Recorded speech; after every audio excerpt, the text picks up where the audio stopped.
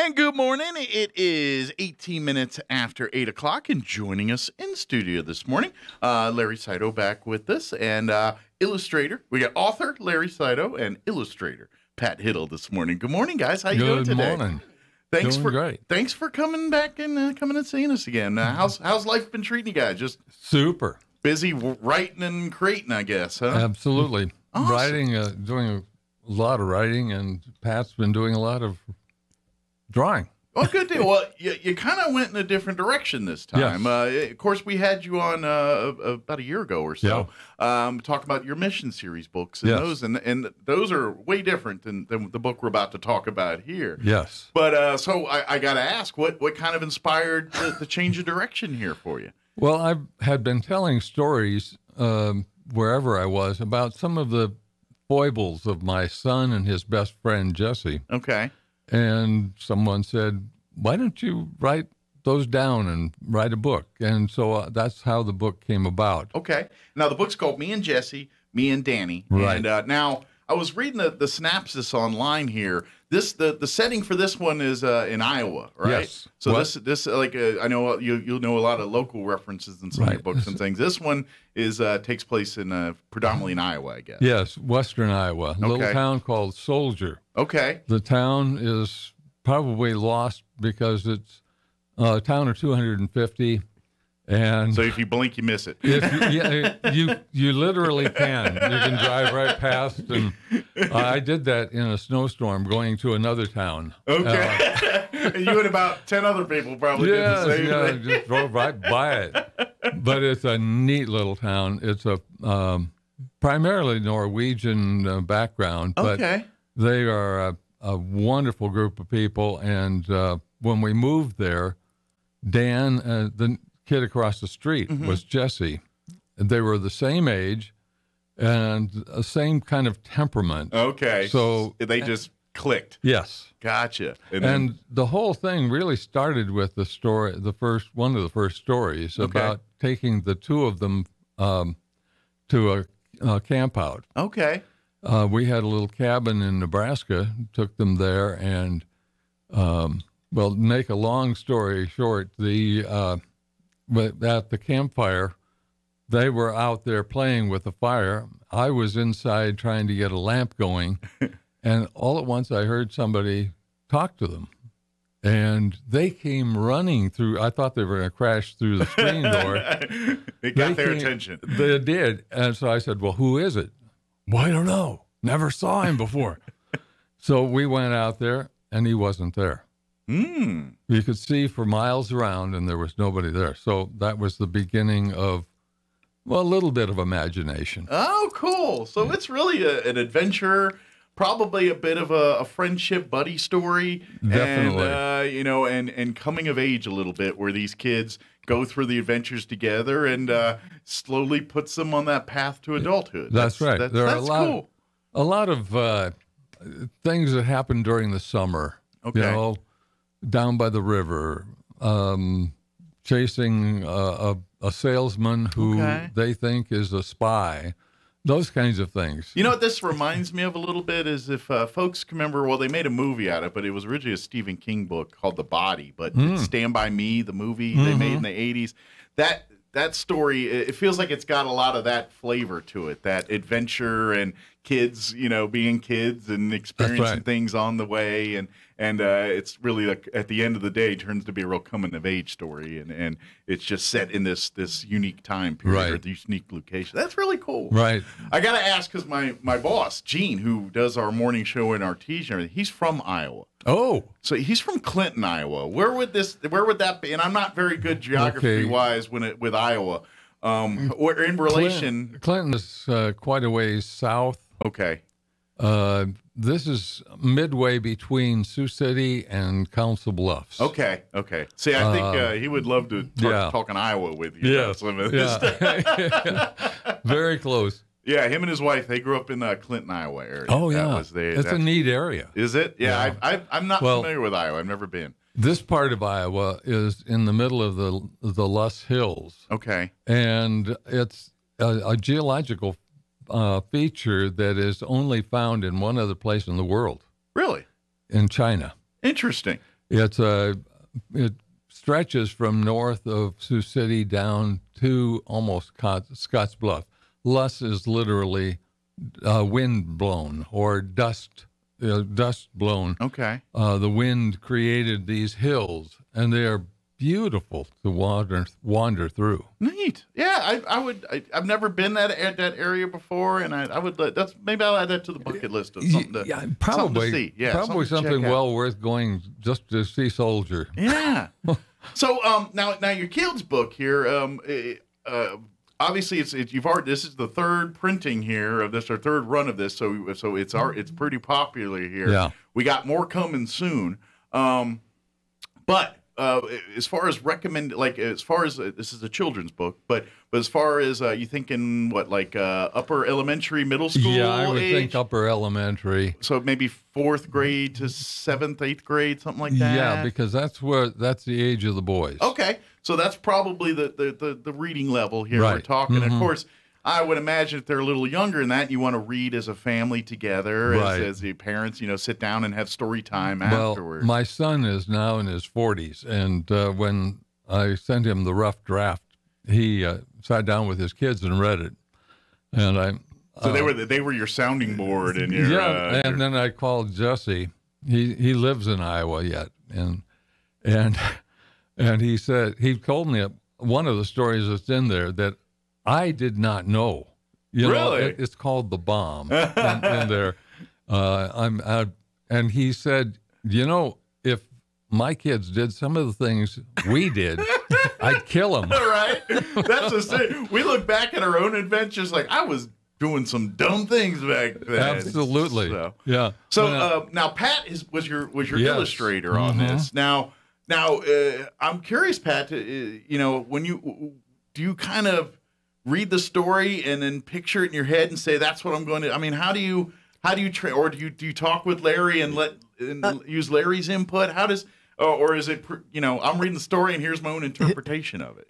Well, in the first place, I helped him to edit this book. Okay. So I was familiar with. So you were we helping doing. dotting the I's and crossing the T's and right. making sure the story flowed and Right. everything else. Okay. And then I decided that I could take what I had read and turn that into something that I thought would represent that part of the book. Gotcha. So like each and chapter. Then we would get together Okay. and we would say, well, this works. No, the church didn't look like this. It looked like this. Gotcha. And then Okay. he'd bring me a picture Okay. of what the actual church Based on his looked memories like. and things. No, he had actual pictures. Okay. Okay. And he had actual pictures of the boys at that age. Okay. So I felt like I knew those boys as well as my own. And so I'm by the end dying of to it, meet Danny. well, that's just it. I mean, will you get a chance to meet some of the characters that these are based off of? The people that these characters are based off of? I hope so. Good. And I would just love to meet him. That Danny was just a little scamp. Yeah, that's a nice way of putting it. Now, is this a period piece? Like, is this that like it takes place during the time these guys grew up and Yes. everything? It's not during- like set in modern times or it's anything like that. set in one summer. Gotcha. Okay. Because I've already collected, about a dozen more stories. that Sure. They started coming out with. There is one picture that Pat did. I don't know if I could find it quick, but well, if you want to look, I'll take a look. Yeah, if you can find it here. When I looked at that, I said, Pat, there it is. You found it quick? Yeah, that is my son. Oh, That's wow. exactly what he looked like. That's great. Nailed it, huh? Yeah. Let me see if I can get a better, like if. It's up. Yeah, I'm gonna see. Where? Oh no, they're looking at this one. I need to flip this. Yeah, sorry. Oh. Well, Kind of. Kind of. You know what? You're gonna have to get the book yourself and take a look at it. That's a tease. Yeah, that's right. That's right. Some of the art I asked Pat to do a little bit more rough, like it might be written by done by a 10-year-old, but yeah, unfortunately she's too much better than a 10-year-old. So they look a little better than they. Well, they look, and they're amazing pictures. To me, it kind of sets a tone. It sets a feel of of what you want to look. It's kind of, very, just kind of slow life, but back, and that's, I imagine, I've never been to Iowa, but I imagine spending time out in there. It's country life, and it's country life. Slower pace of the things, and there's great learning opportunities and great fun in that kind of stuff. Well, I knew the general area there. Okay. Because we traveled by RV for 17 years before we moved here. Okay, so you got to see so I had the feel of the area to start with, not Soldier, but that general area. Sure. One of the features that they spend a lot of time in the book is called the town ditch. Okay. Which is a huge gully. It's no longer there, but at the time it was a huge gully that was probably a football field wide. Okay. And 4 or 5 football fields long, but it had a canopy of trees. Okay. There were mulberry and mulberry trees, and there were bushes of raspberries. Okay. And gooseberries and those kinds of things. So the kids of town, and they all got together, would get together there and spend a lot of time creating games and just building a fort and that kind of thing. It was a fun area because you felt a little isolated in Very there. much and so. Yeah. I mean, we did the same thing as kids. Yeah. We'd go out in the woods and build forts and play army and things like that. And, we'd go out in the middle of the woods and do it and have fun. And then when it was, be home for supper, and make sure you're home for supper. And that was kind of, that was growing up for me. In the small town, they also have a whistle that blows at 6 o'clock. That was the signal. Everybody knew it. That was the town street light. Yes. Where when the street light comes on, it's time to go home. So for you, Pat, do you write your own stuff too, or do you just stick to the illustrations and the editing and stuff? Or? Well, this was a new thing for me. Okay. Because I'm really a acrylic and oil artist. Okay, so you kind of wanted to expand your own crafts and creativity. Well, I was told I would expand it. And it was quite a challenge for me. Sure. To do just the line drawings of it, because when I'm painting, I don't do drawing. Gotcha. I do it with my brush. Whereas a drawing is more detail oriented, where the brush you kind of free flowing, where the mood takes you a little bit. Correct. Okay. Now, do you now that you broke in and did it, did you find out you really enjoyed doing it, or you're like, no, I'll stick to my painting? It's interesting. It's opened a whole new world. Sure. Of art for me. So you probably got inspired to maybe take your painting and stuff in different directions because of this. Well, I have some of them at the gallery. Okay. Some of the original prints that when we do the book signing. Okay. Then we'll have some of the original. Gotcha. Pictures collector's from the book. Items and things. Some signed artwork and things. And while we're there, we'll be there Friday evening. Okay. For Friday, First Friday. This Friday, is this Friday, First Friday? Sure enough is, isn't it? And he'll be signing books. And you're going to be at the Artist Gallery here across the street? Yes. Right.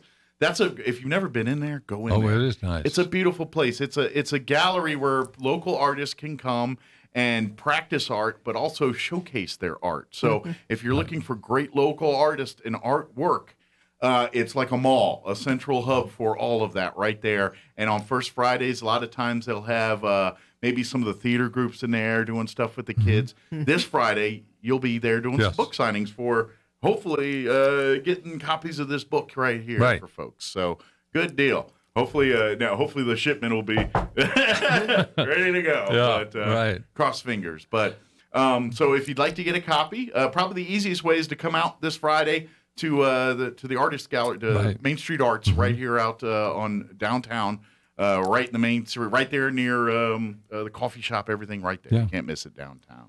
There will be more copies there even after the book signing. So if you can't make it Friday night, stop in there. Maybe you're at a football game or something. I've been selling them. I'm an artist there too. Okay. And so you got some of your artwork there too? I have some of my artwork there. All right. Get a Pat Hittle original. Right.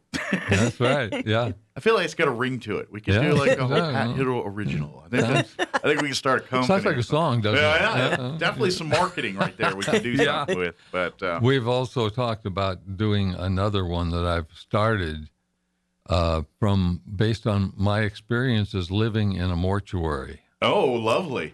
And we're beginning that. I haven't, I've got the first story. I got to do the puns. People are going to be dying to read that. They will. Yeah. I cannot not do that pun. I have to do it.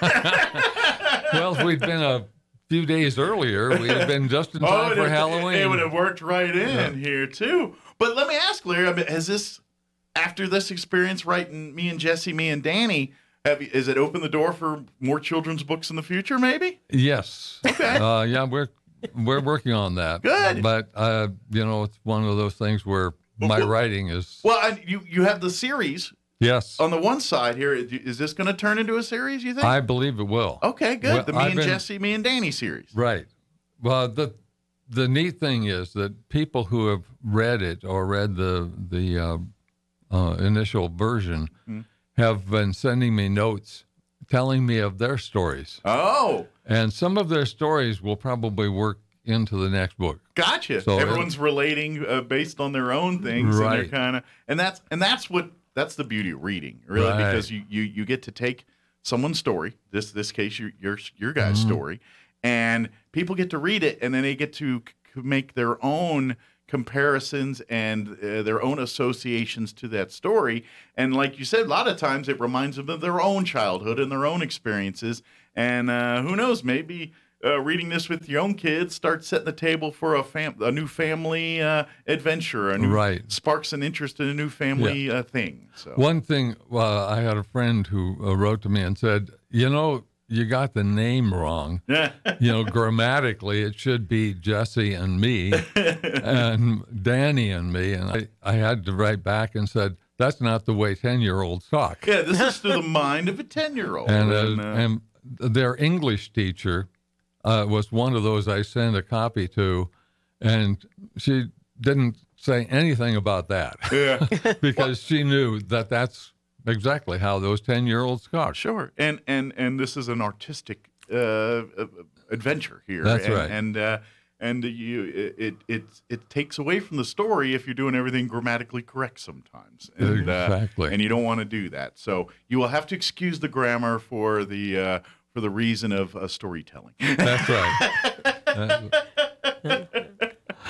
So, what about you, Pat? Do you want to illustrate another book after this? Are you ready? Like, if he's going to do the Me and Jesse, Me and Danny series, are you ready to start drawing some more panels and things? Well, if we work together for a while now, I think I probably will. You think you put up with him? All right.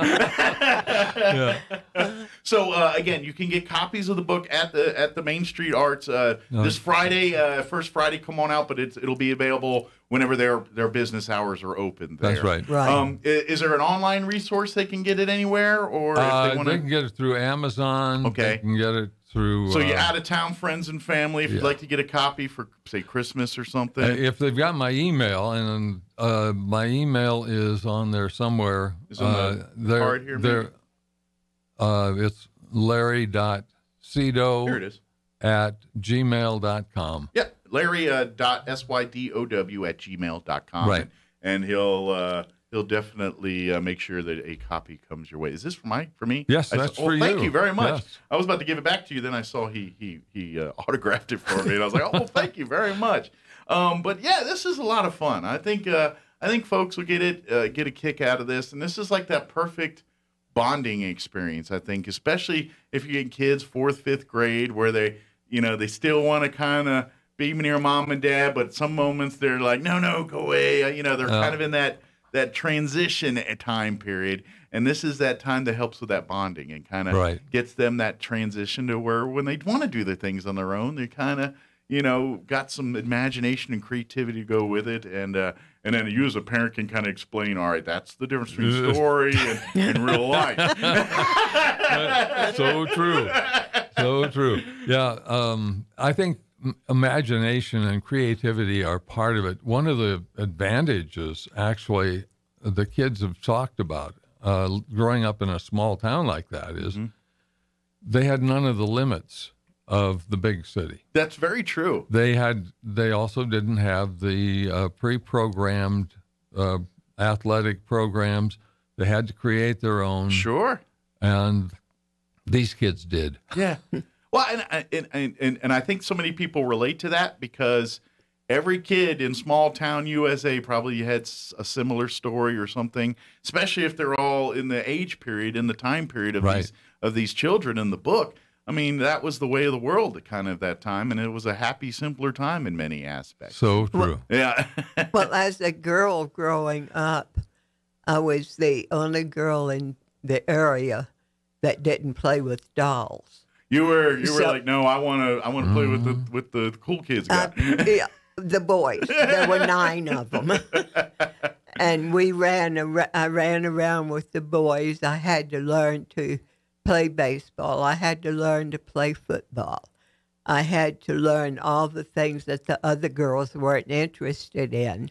And it was probably cool because every time you beat one of them, they got ridiculed mercilessly because, man, Pat beat you. She's not supposed to be good at this. Pat beat you. Well, they just treated me as one of the boys. Just part of the gang there. Which was great till I got to high school. And then you didn't want to be treated and then like there one were of the boys. 9 brothers. Yeah. Well, exactly. You probably had the worst trouble dating because if anybody wanted to do anything with you, that any of these 9 guys, I'm sure there was a lot of jokes of shovels and bags of lime and all that kind of stuff. That kind of stuff. She better come back and just as good as you took her out in, or we're gonna have a problem. Well, because of that, I thought that I really related to the book more than some girls. Sure, because you did those kind of adventures with your friends growing up, and that's things. why I love the book. And I'd be honest, I think there's probably a lot of girls like that too. There are. I remember growing up as kids too, and we had our circle of guys when we were riding our bikes and things. But there was 1 or 2 girls that would hang out with us and play Army or play the sports with us and stuff too, or or at least part of the conversation and everything, part of the group of people. And but then there would be times where when the guys would go really into the dirt, the girls would be, all right, let's go do our girl stuff, But in the beginning there, when we were all younger, it was all playing bikes and doing all things. And as we got older and boys start wanting to do more boy things and girls start wanting to do more girl things, they kind of separated a little. Well, it was more fun doing boy things than girl things. I would agree with that. I see the dolls and things like, who really wants that stuff? That looks boring. G.I. Joe and all this is the way to go right here. But again, the book is called Me and Jesse, Me and Danny, and it is it's a coming of age buddy story. It's kids experiencing life. So time period, is this 80s? Yes. Predominantly 80s, growing up as kids in the 80s here and things like that. So think of that setting. Think of those stories. I think this is going to be great. Set in Iowa. Come out first Friday. Come on. If you're out and about visiting all the different businesses and hitting the restaurants and enjoying, make sure you hit the Main Street Artist Gallery here. It's right downtown. Go in there. Check out the cool art. If you've never been in there, shame on you. It's really a cool place to check out. Go in there, do some shopping, check around. And then, of course, Pat and Larry will be here doing a book signing there. What time are you there? Like from 5:30 to 8 or something like that, or 8:30 or whatever. I think around that time. Generally the first Friday hours, which I think they get underway about 5:30, and they go till about 8 or so. Right. But you'll be at the Main Street Arts there, and then come shop, come learn about the book, get a copy, get 2 copies, and like I said, the holidays are right around the corner. These make great Christmas gifts for family. Especially and like you said, the book is geared more for like upper elementary, 4th, 5th grade to about middle school, 6th, 7th, 8th grade. That's kind of the sweet spot that the kids that will really appreciate the But story. there's the most. another age group that seems to like it a lot, and that is the age group that my son is in now. Okay. In the 40s So and the 50s, 40s and because it takes them back to those good old nostalgic, days. yeah. Yeah, we because all of us, like we were talking earlier, probably chewed some of the same dirt growing up and doing So the same thing. So very good. Where can they go if they want to learn about all your books? Like if you want to learn more about your other series and all that too, is there a website they can go to? Or obviously they can talk to you on Friday when you're... Talk to me on Friday, but probably my email is the best way, and I can send them something. Very good. And one more time, that email address is larry.sydow, SYDOW, @gmail.com.